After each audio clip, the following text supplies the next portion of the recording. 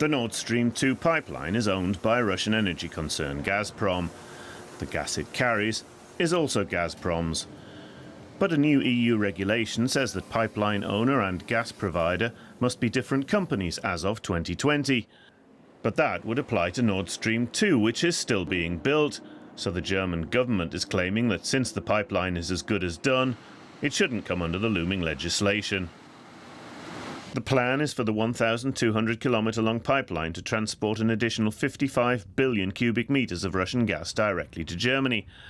The gas is needed to secure electricity supplies. Now the country is phasing out nuclear and coal power. EU countries, as well as the US, maintain that a second gas pipeline across the Baltic increases Europe's dependence on Russia. In the US, there have been warnings of sanctions on European companies taking part. But Michael Harms, who's just returned from Washington, thinks that's unlikely. Nord Stream 2 is a difficult subject for the Americans. I made our position very clear, and I believe that the arguments have been heard, that we need to coordinate efforts with our allies, and we shouldn't punish those companies involved in the project. The pipeline is almost ready. If everything runs according to plan, Nord Stream 2 will enter service in the second half of next year. Roman Goncharenko joins us from our Russian desk in Bonn. What would sanctions achieve for Washington? Well, Washington probably wants to stop that project, and I guess there are several reasons for that. The main reason is that this project will make Germany and Europe in general more dependent on Russian gas. Russia is already #1 supplier of gas to Germany with over 30%. And we all know that Russia has used gas supplies as a political tool against Ukraine in 2006 and 2009 by cutting off supplies.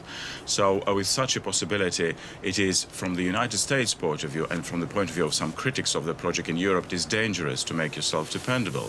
I also think the United States might probably try to postpone the project to give Ukraine some time to reach a new transit agreement with Russia, so that starting in 2020, the gas will still be flowing through Ukraine. Otherwise, Ukraine will be more dependent for Russian pressure, more vulnerable.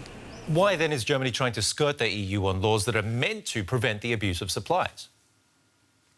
Well, I guess the German government is trying to do what the German economy thinks is good for her. The German companies are participating in that project, and it is a very lucrative project for the German business. Germany will be the major gas hub for Russian gas in Europe, and this is, of course, very attractive. And I also think the German government is considering that in the coming years, Germany will need more gas, because it will be giving up on atomic energy, and it will need something to substitute that. It will also be giving up on oil, on coal as a source of energy, fossil fuels, and that is why German government is calculating that it will need more gas. That is why I think is the major reason for pushing that project forward. Roman, just tell me, could the project still fail? I think this is very unlikely. We have only a few weeks, and the project will be nearly over. So it's done 90%, and I don't think that any sanctions from the US can stop it. Roman Goncharenko for us from our Russian desk in Bonn. Thank you very much.